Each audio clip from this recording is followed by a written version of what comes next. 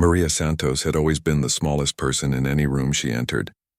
At barely 5 feet 2 inches tall and weighing just 115 pounds, she looked more like a high school student than a military recruit. The other soldiers at Fort Braxton would often joke that a strong wind could blow her away. But Maria had something that size couldn't measure, an unbreakable determination that had carried her through every challenge life had thrown her way. Growing up in a small farming town in Texas, Maria learned early that being underestimated was just part of life. Her father worked double shifts at the local factory while her mother cleaned houses to make ends meet. When other kids were playing video games, Maria was helping her elderly neighbors carry groceries or fixing broken fences around their property. She never complained about the hard work because she understood that strength wasn't about how much you could lift, but about how much you were willing to endure. The day Maria announced she was joining the Army, her high school guidance counselor actually laughed.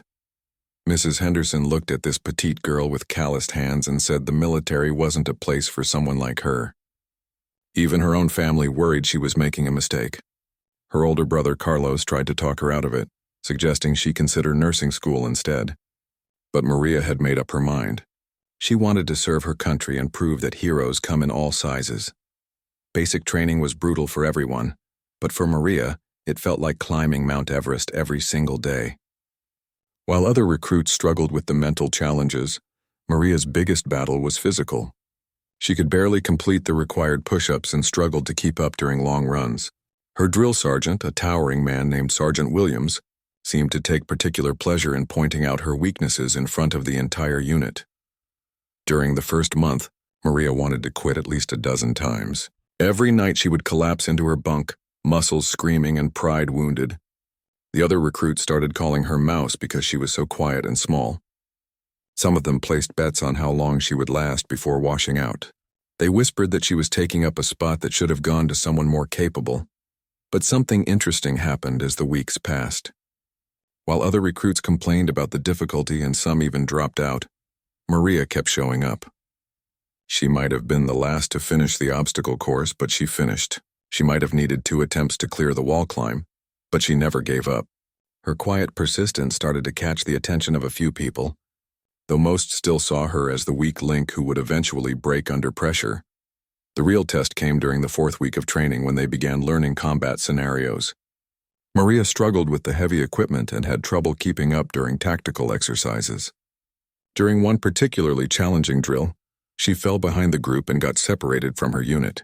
When she finally caught up, breathing heavily and covered in mud, Sergeant Williams made her do extra push-ups in front of everyone as punishment. That night, as Maria sat alone polishing her boots, she overheard 2 recruits talking about her. They were discussing how she was dragging down the whole unit and wondered why the instructors didn't just send her home. One of them said she was too weak to ever be a real soldier, and that she would be a liability in any real combat situation. The words stung because deep down, Maria sometimes wondered if they were right. But the next morning, something had changed in Maria's eyes. Instead of looking defeated, she had a new fire burning inside her. She had spent her whole life being underestimated, and she was tired of trying to prove herself to people who had already made up their minds about her. From that day forward, she stopped worrying about what others thought and focused entirely on becoming the best soldier she could be. The transformation wasn't immediate, but it was steady. Maria started waking up an hour before everyone else to practice the exercises she struggled with. She studied military tactics and procedures during her free time while others relaxed. She volunteered for extra duties and never complained, even when she was assigned the most unpleasant tasks. Slowly but surely, her performance began to improve. By the end of the 2nd month, Maria was no longer the weakest recruit in her unit. She still wasn't the strongest or the fastest, but she had developed something more valuable, an unshakable mental toughness that impressed even her harshest critics. She had learned to push through pain and exhaustion in ways that surprised everyone, including herself. Little did anyone know that her greatest test was still ahead, and it would happen in a way that no one could have predicted. The final month of basic training brought new challenges that tested every recruit to their breaking point. The instructors introduced advanced combat scenarios, lengthy field exercises, and grueling endurance tests that separated the truly committed from those who were just going through the motions. Maria had found her rhythm by now, but she knew that one mistake could still end her military dreams. Sergeant Don Morrison was a legend at Fort Braxton. Standing 6 feet 4 inches tall and weighing over 200 pounds of solid muscle, he was exactly what people pictured when they thought of a career soldier. With 15 years of active duty under his belt, including 3 tours overseas, Morrison had earned the respect of everyone on the base. His voice could be heard across the entire training ground when he shouted commands, and his presence alone was enough to make even the toughest recruits stand a little straighter. Morrison had a reputation for being fair, but demanding. He pushed every soldier to their absolute limit, because he knew their lives might depend on their training someday. The recruits both feared and respected him, understanding that his harsh methods came from genuine concern for their survival and success. He had trained hundreds of soldiers over the years, and many credited him with preparing them for the realities of military service. When Morrison was assigned to oversee the final field exercise for Maria's unit, everyone knew it would be the ultimate test. The exercise was designed to simulate real combat conditions over 3 days and 2 nights in the wilderness. Recruits would have to navigate difficult terrain, complete tactical objectives, and work as a team while carrying full combat gear and limited supplies. It was the make-or-break moment that determined who would graduate and who would be sent home.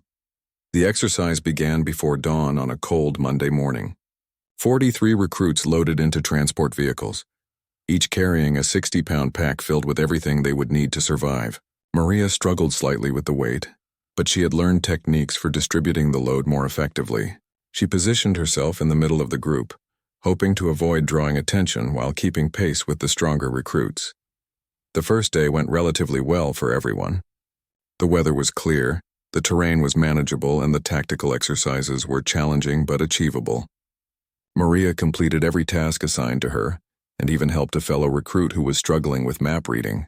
As night fell and they set up camp, she felt cautiously optimistic about her chances of making it through the final 2 days. But the second day brought unexpected complications. Heavy rain started falling just after sunrise, turning dirt paths into slippery mud and making every step treacherous. The temperature dropped significantly, and the combination of wet clothes and cold wind created miserable conditions for everyone.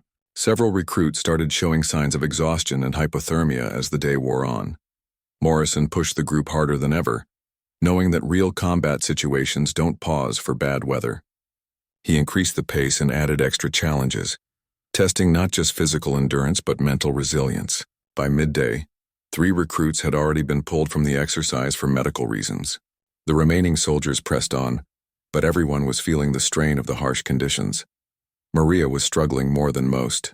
Her smaller body lost heat faster than the larger recruits, and the heavy pack felt like it was getting heavier with each step. Her boots were soaked through and her feet were starting to develop painful blisters. Several times she stumbled on the slippery terrain, and once she nearly twisted her ankle badly enough to end her participation in the exercise. The other recruits noticed Maria's difficulties, and some began making comments about her ability to complete the mission. During a brief rest break, she overheard 2 of them discussing whether she would make it through another day. One suggested that she was becoming a liability to the unit and might slow everyone down enough to cause the entire group to fail their objectives. Morrison observed everything, but said nothing. As a seasoned instructor, he had seen countless recruits reach their breaking point during this exercise. Some found reserves of strength they never knew they had, while others simply couldn't push through the physical and mental barriers. He watched Maria carefully, noting her determination despite her obvious struggles. But he made no move to either help or hinder her progress. As the afternoon wore on, the rain intensified and the temperature continued to drop. The group was still several miles from their planned overnight position when disaster struck. During a river crossing exercise, Morrison slipped on wet rocks and fell hard into the shallow but fast-moving water. The impact knocked him unconscious, and his massive frame went limp as the current began pulling him toward deeper water. For a moment, everyone froze in shock. Sergeant Morrison, the invincible instructor who had seemed indestructible, was floating face down in the water and clearly in serious danger. The other recruits looked around uncertainly, unsure of who should take charge of the situation. Some of the strongest swimmers prepared to jump in, but the current was strong and the rocks were slippery, making any rescue attempt extremely risky. Without hesitation, Maria dropped her heavy pack and plunged into the cold water. The shock of the temperature took her breath away, but she fought against the current and managed to reach Morrison before he could be swept into the deeper section of the river. Getting her arms around his massive unconscious form was almost impossible given their size difference, but Maria locked her grip and refused to let go. The icy water felt like thousands of needles piercing Maria's skin as she struggled to keep both herself and the unconscious sergeant afloat. Morrison's dead weight made every movement incredibly difficult, and the current kept trying to pull them both downstream toward more dangerous rapids. Maria's Army training had included water rescue techniques, but practicing with a willing partner in a controlled environment was completely different from trying to save someone who outweighed her by nearly 100 pounds. Several of the other recruits had jumped into action, forming a human chain from the riverbank to try to help pull them both to safety. But the distance was too great, and the water was too deep for them to reach where Maria was struggling with Morrison's limp form. Two of the strongest swimmers in the unit, Jackson and Rodriguez, had entered the water but were having their own difficulties fighting against the powerful current. Maria's muscles were already burning from the cold and exertion, but she refused to let panic take over. She remembered her father's advice from when she was learning to swim as a child. Stay calm, breathe steadily, and trust your training. She shifted her grip on Morrison, trying to get his head above water while using a modified backstroke to fight against the current. Every stroke was a monumental effort, but she made slow progress toward the shore. The other recruits on the bank were shouting encouragement and instructions, but their voices seemed distant and unclear over the sound of rushing water. Maria blocked out everything except the immediate task of keeping Morrison breathing and moving them both toward safety. She had never been responsible for someone else's life before, and the weight of that responsibility was almost as heavy as the sergeant's unconscious body. After what felt like hours, but was probably only 3 or 4 minutes, Maria managed to get Morrison close enough to shore that Jackson and Rodriguez could help pull him onto dry land. She collapsed on the muddy riverbank, gasping for air and shivering uncontrollably from the cold water and adrenaline. Her entire body felt like it was made of lead, and she could barely lift her arms. The other recruits immediately began first aid on Morrison, checking his pulse and breathing while someone used a radio to call for medical evacuation. Maria wanted to help, but she was too exhausted and cold to do much more than sit up and watch anxiously. She had given everything she had to get him out of the water, and now all she could do was hope it had been enough. Morrison regained consciousness just as the medical helicopter was landing in a nearby clearing. He was confused and disoriented, with a significant head injury from his fall on the rocks, but he was alive and breathing on his own. As the medical team prepared to evacuate him to the base hospital, he caught sight of Maria sitting wrapped in an emergency blanket, still shivering and exhausted. For a moment, their eyes met, and Morrison seemed to understand what had happened. He tried to speak, but the medical team was focused on getting him stabilized for transport. Within minutes, the helicopter lifted off and disappeared over the tree line, leaving the recruits to process what had just occurred and figure out how to continue their training exercise without their primary instructor. The assistant instructor, Sergeant Phillips, took charge of the situation and made the decision to return to base immediately, rather than continue with the planned exercise. The weather conditions had become too dangerous, and Morrison's accident had shaken everyone's confidence. As they packed up their gear and prepared for the long hike back, several recruits approached Maria to thank her for her quick thinking and courage, but not everyone was impressed with Maria's actions. A few of the recruits, particularly those who had previously questioned her abilities, suggested that she had been reckless and could have gotten both herself and Morrison killed. They argued that she should have waited for the stronger swimmers to attempt the rescue, and that her impulsive action had been more dangerous than helpful. Private Thompson, one of the largest and most vocal critics of Maria throughout training, was particularly harsh in his assessment. He told anyone who would listen that Maria had gotten lucky, and that her small size had actually made the rescue more difficult than it needed to be. He claimed that if Jackson or Rodriguez had been first into the water, they could have gotten Morrison out much faster and with less risk. Maria heard these comments but tried not to let them affect her. She knew she had done what felt right in the moment, and the fact that Morrison was alive suggested her instincts had been correct. But the criticism still stung, especially coming so soon after what she considered the most important moment of her military training. She began to second-guess her actions and wonder if she really had been reckless rather than heroic. The hike back to base was long and difficult, made worse by everyone's exhaustion and the continuing bad weather. Maria's earlier ordeal in the river had drained much of her remaining energy, and she found herself struggling to keep up with the group's pace. Her wet clothes had never fully dried, and she was still fighting off the effects of near hypothermia from her time in the icy water. Several times during the return journey, Maria fell behind the main group and had to push herself to catch up. Her backpack felt impossibly heavy and every step was an effort of pure willpower. Some of the other recruits offered to help carry her gear, but she refused, knowing that accepting help would only fuel more criticism about her capabilities as a soldier. By the time they reached Fort Braxton that evening, Maria was running purely on determination. She had been awake for over 20 hours, had rescued a drowning man twice her size, and had hiked 15 miles through difficult terrain while fighting off exhaustion and hypothermia. When she finally reached her bunk and collapsed, she felt both proud of what she had accomplished and worried about what people would say about her performance. The news of Morrison's accident spread quickly throughout Fort Braxton, and by morning everyone on the base had heard some version of what had happened during the field exercise. The official report stated that Sergeant Morrison had suffered a concussion and several bruised ribs but was expected to make a full recovery. However, the story of how he had been rescued was already becoming distorted as it passed from person to person.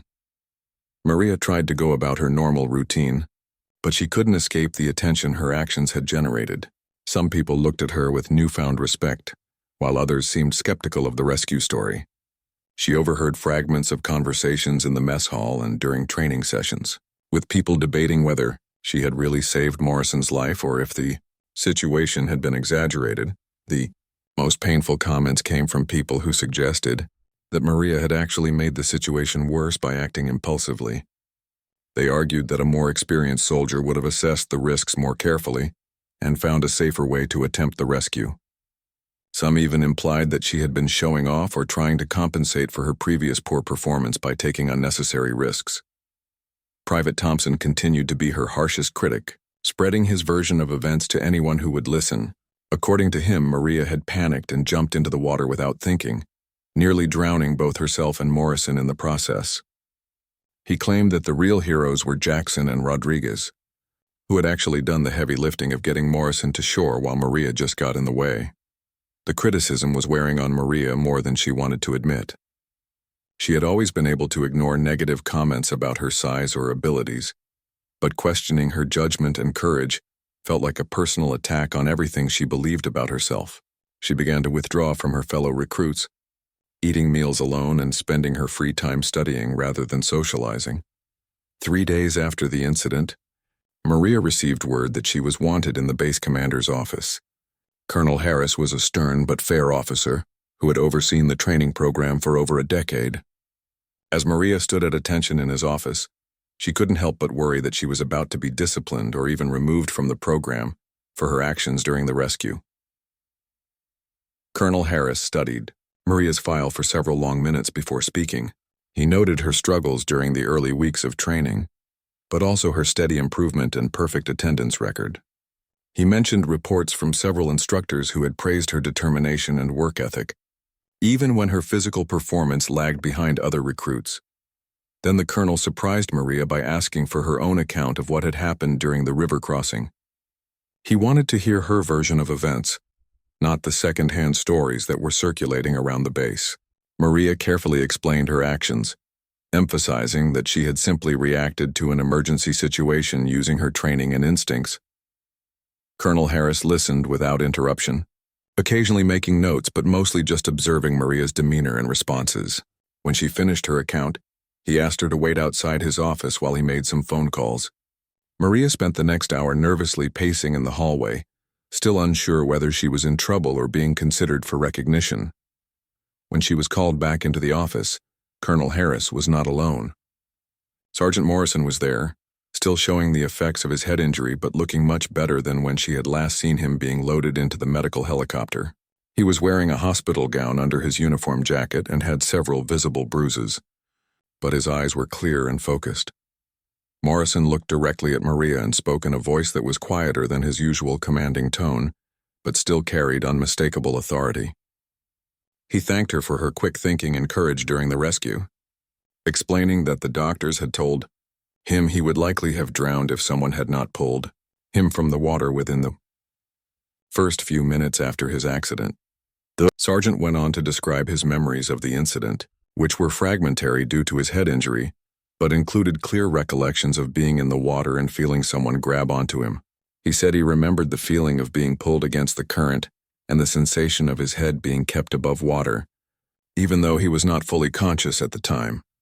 Morrison then did something that shocked Maria completely. He formally recommended her for a commendation for heroic action during a training exercise. He explained to Colonel Harris that in 15 years of military service, he had rarely seen a soldier react so quickly and effectively to an emergency situation, especially under such difficult conditions. The colonel agreed with Morrison's assessment and informed Maria that she would be receiving official recognition for her actions. More importantly, he told her that her rescue of Sergeant Morrison had demonstrated exactly the kind of character and quick thinking that the Army valued in its soldiers. He said her actions proved that courage and effectiveness were not determined by physical size or strength. But the most meaningful moment came when Morrison asked to speak with Maria privately. After Colonel Harris left them alone in the office, the big sergeant sat down heavily in a chair and looked at this small soldier who had quite literally saved his life. He told her that he had been watching her throughout her training and had been impressed by her refusal to give up despite facing more challenges than most recruits. Morrison explained that he had seen many soldiers over the years who looked impressive during training, but failed when faced with real challenges. He said Maria had proven that she possessed something more valuable than physical strength, the mental toughness and moral courage that defined a true soldier.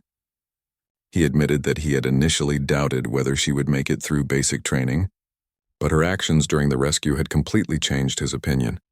The conversation lasted nearly an hour, with Morrison sharing stories of his own early struggles in the military and offering advice about how to handle criticism and self-doubt. He told Maria that every good soldier faced moments when they questioned their abilities, but that overcoming those doubts was part of becoming stronger and more confident.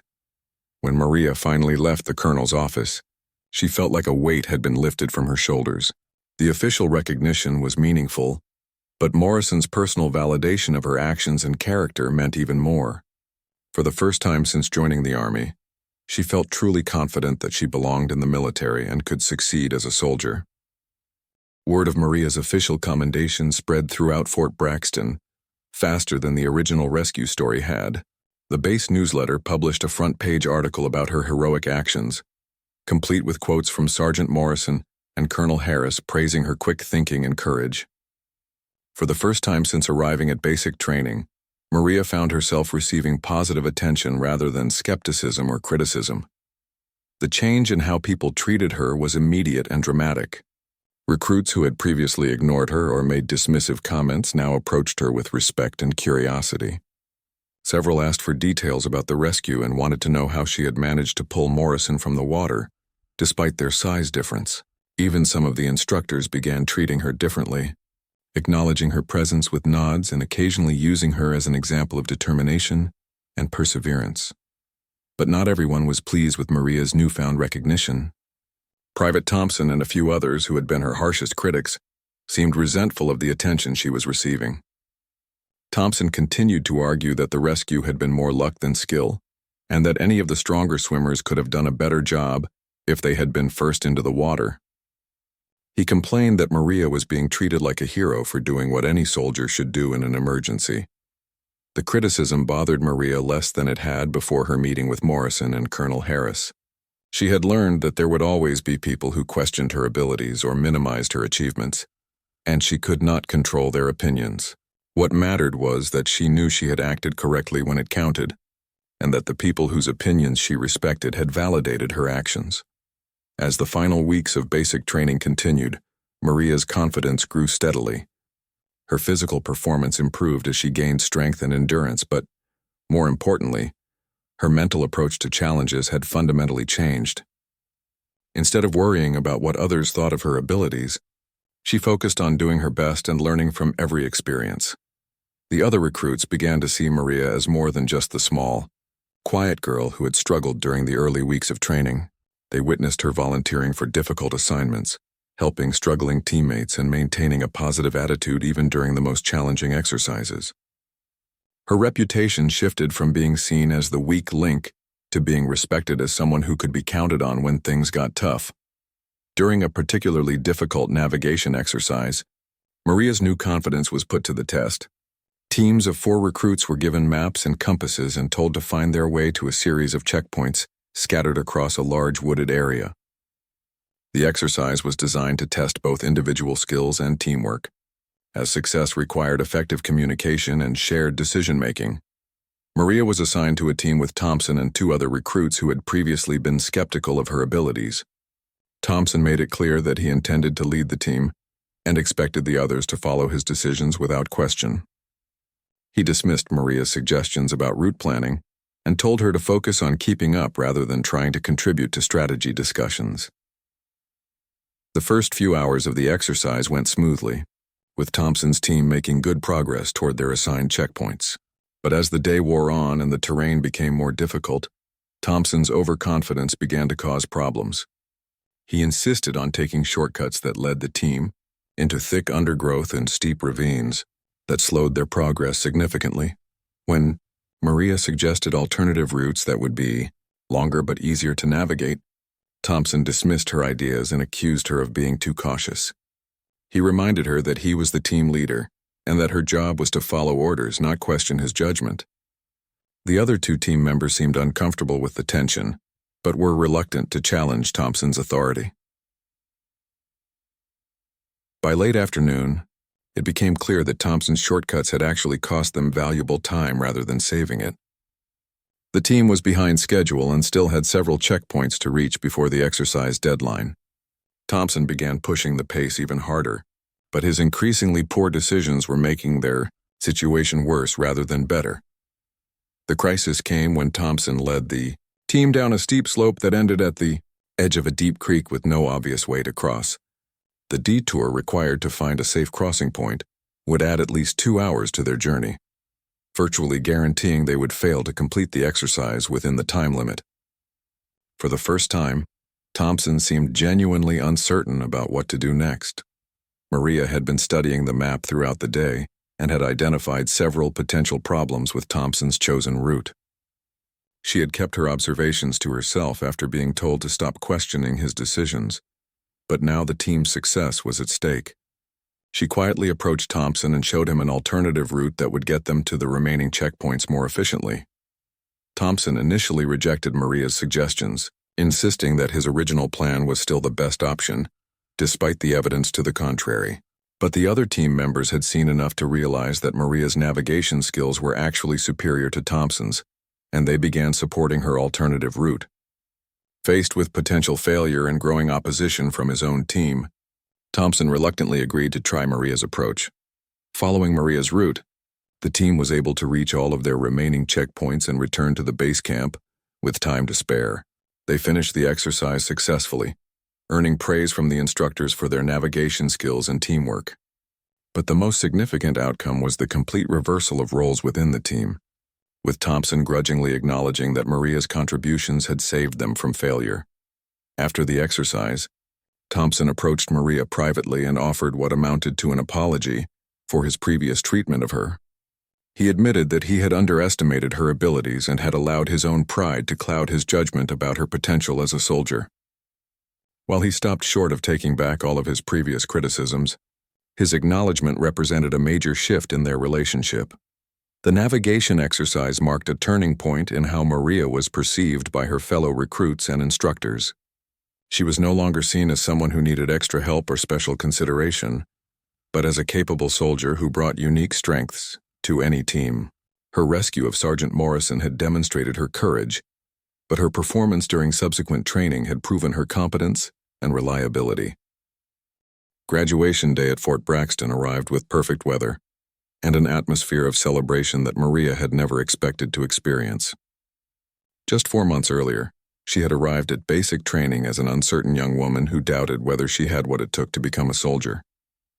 Now she stood in formation with 41 other recruits, wearing a perfectly pressed uniform and feeling genuinely proud of what she had accomplished. The ceremony was attended by families, friends, and military officials from across the region. Maria's parents had driven 12 hours from Texas to watch their daughter graduate, and she could see the pride and amazement in their faces as they took pictures and waved from the stands. Her father, who had worked with his hands his entire life, understood better than most how much effort and determination had been required for Maria to reach this moment. Colonel Harris delivered the keynote address, speaking about the qualities that defined successful soldiers and the challenges that lay ahead for the new graduates. He emphasized that military service required more than just physical strength or technical skills. It demanded character, integrity, and the willingness to put the needs of others before your own personal comfort or safety. When the colonel began announcing special awards and recognitions, Maria was surprised to hear her name called for multiple honors. In addition to the commendation for her rescue of Sergeant Morrison, she received awards for academic excellence, leadership potential, and overall improvement during training. Each recognition was accompanied by applause from her fellow graduates and approval from the attending military officials. But the most meaningful moment of the ceremony came when Sergeant Morrison, now fully recovered from his injuries, was invited to present Maria with her final award. He had specifically requested the opportunity to personally recognize the soldier who had saved his life, and his presence on stage brought back memories of that dangerous day by the river when everything could have gone wrong. Morrison spoke briefly about the qualities he had observed in Maria during her training, emphasizing her determination to succeed despite facing greater challenges than most recruits. He described her rescue actions not as a single moment of heroism, but as the natural result of the character and training that she had developed throughout her time at Fort Braxton. His words carried special weight because everyone knew how demanding and honest he was in his assessments of soldiers. As Maria stepped forward to receive her final recognition, she reflected on the incredible journey that had brought her to this moment. She remembered the doubts and criticism she had faced, the moments when she had wanted to quit, and the gradual process of building confidence and proving herself to skeptics. The small-town girl who had been told she was too weak for military service was now being honored as one of the top graduates in her class. The ceremony concluded with the traditional passing in review, where the new soldiers marched in formation past the reviewing stand, while their families and instructors looked on with pride. Maria marched with perfect posture and precision, her movements reflecting the discipline and confidence she had developed during her training. She was no longer the uncertain recruit who had struggled to keep up with her peers. After the formal ceremony ended, Maria was surrounded by family, friends, and fellow graduates who wanted to congratulate her on her achievements. Her parents were overwhelmed with emotion, having witnessed their daughter's transformation from a determined but uncertain young woman into a confident and capable soldier. Her father told her that watching her graduate was one of the proudest moments of his life. Several of her fellow graduates, including some who had initially doubted her abilities, made a point of congratulating Maria and expressing their respect for what she had accomplished. Private Thompson, who had been one of her harshest critics, offered a sincere handshake and admitted that she had proven him completely wrong about her potential as a soldier. His acknowledgement meant more to Maria than any official award could have. Sergeant Morrison approached Maria during the reception that followed the ceremony, bringing with him a small gift that he said would serve as a permanent reminder of the bond they had formed during that dangerous day by the river. It was a compass engraved with both of their names and the date of the rescue, along with the words "Courage comes in all sizes." He told her that he wanted her to carry it throughout her military career as a reminder that true strength came from within. As the day's celebrations wound down and families began saying their goodbyes, Maria took a moment to walk alone around the base where she had spent the last 4 months of her life. She visited the obstacle course where she had struggled during her first weeks, the classroom where she had studied military procedures and tactics, and the barracks where she had questioned whether she belonged in the army. Each location held memories of challenges overcome and lessons learned. The shy, uncertain girl who had arrived at Fort Braxton had been replaced by a confident young soldier who knew she could handle whatever challenges lay ahead. The criticism and doubts that had once seemed so overwhelming now felt like stepping stones, that had helped her grow stronger and more determined. Maria's story became legendary at Fort Braxton, told to new recruits as an example of how determination and character could overcome any obstacle. Instructors used her example to teach young soldiers that success in the military was not determined by size, strength, or natural talent, but by the willingness to persevere through difficulties and the courage to act when action was needed. Years later, as Maria continued her military career and achieved ranks and positions that once seemed impossible for someone like her, she would often think back to that moment when she jumped into the icy river to save Sergeant Morrison. It had been a split-second decision that changed not only Morrison's life, but her own destiny as well. She had learned that heroes are not born but made, and that sometimes the most unlikely people are capable of the most extraordinary acts of courage and service. The young woman, who had once been belittled for being too small and weak, had proven that true. Strength comes from the heart, not the body, and that sometimes the greatest victories come to those who refuse to accept other people's limitations as their own reality.